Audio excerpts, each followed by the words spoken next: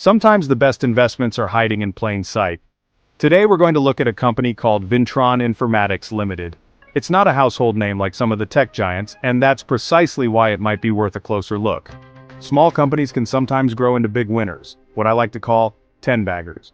Now before you get too excited, remember the golden rule: know what you own. Investing without understanding the business is like playing poker without looking at your cards. So our mission here is to dig into Vintron. We want to understand what they do, how they make money, and what their future might hold. This isn't about hot tips or complicated charts, it's about good old-fashioned detective work. Vintron Informatics operates in the technology sector, a field that's always buzzing with change and opportunity. But tech can also be a tricky place, full of fast-moving trends and fierce competition.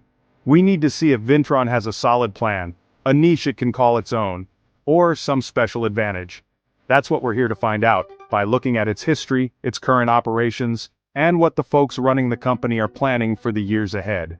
So, grab a cup of coffee, and let's see if Vintron Informatics has what it takes to be an interesting story for your investment portfolio.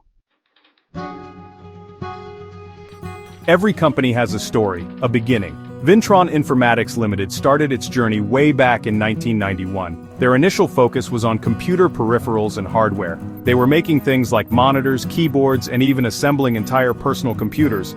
Over the years, like any company that wants to survive and thrive, Vintron had to adapt.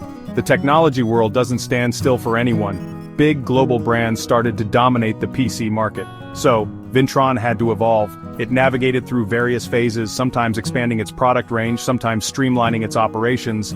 This history, with its challenges and changes, shapes the company that we see today, giving it a foundation of experience. For a small player in a tough market to keep going for over 3 decades, there must be some core operational knowledge and a will to keep pushing forward. This background is crucial because it tells us about the company's DNA, its ability to manufacture, its understanding of the electronic supply chain, and its capacity to adapt, even if slowly. Alright, so Vintron has been around the block. But what does Vintron Informatics actually do today, in 2025?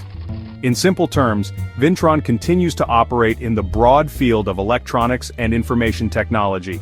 Historically, they were known for manufacturing computer hardware and peripherals.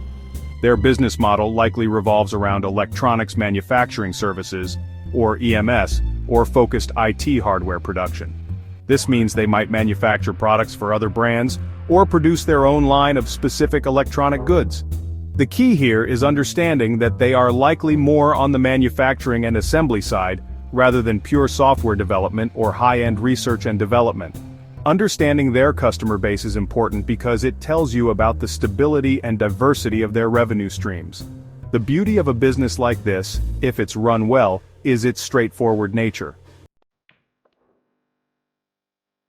Section 4. Vintron's place in the ring: competitive strengths and hurdles. Every company, big or small, has to compete. So, what about Vintron Informatics? Does it have a secret weapon, a moat as Warren Buffett calls it, to protect its business? For a smaller company like Vintron, a wide moat like a global brand name or groundbreaking patents is unlikely. However, they might have other, more modest advantages. Perhaps they have established relationships in the supply chain, or experience in navigating the Indian manufacturing landscape. Maybe they're nimble and can cater to smaller custom orders that larger players might ignore. On the flip side, the competition in the electronics manufacturing space is intense. You've got giant global EMS players, and numerous domestic competitors in India, all vying for contracts and market share. These competitors might have greater economies of scale, more advanced technology, bigger research budgets, and stronger financial backing. This means Vintron constantly has to fight for its place. Section 5. The path forward, industry shifts, and Vintron's blueprint for growth. The world of technology and electronics manufacturing is always on the move. For a company like Vintron Informatics, understanding these industry shifts is crucial for survival and growth. Right now, in 2025, there are some interesting trends. The Make in India initiative by the Indian government is a big one. It aims to encourage domestic manufacturing, which could create opportunities for companies like Vintron. There's also a growing demand for electronics across various sectors, from consumer gadgets to industrial automation and automotive electronics. Digital transformation is pushing businesses to adopt more technology, further fueling this demand. So, what's Vintron's game plan to tap into these trends?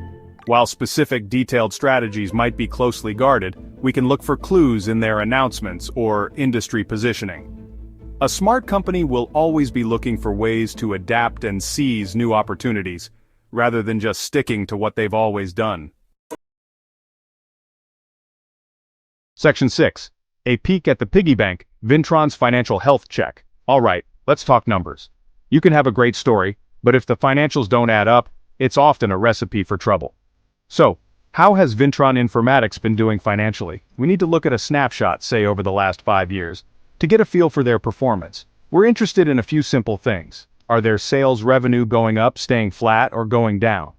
Growing sales are usually a good sign. What about profits? Is the company actually making money after all its expenses? Consistent profitability is key for long-term survival and growth. And how much debt are they carrying? Too much debt can be a heavy burden, especially if times get tough.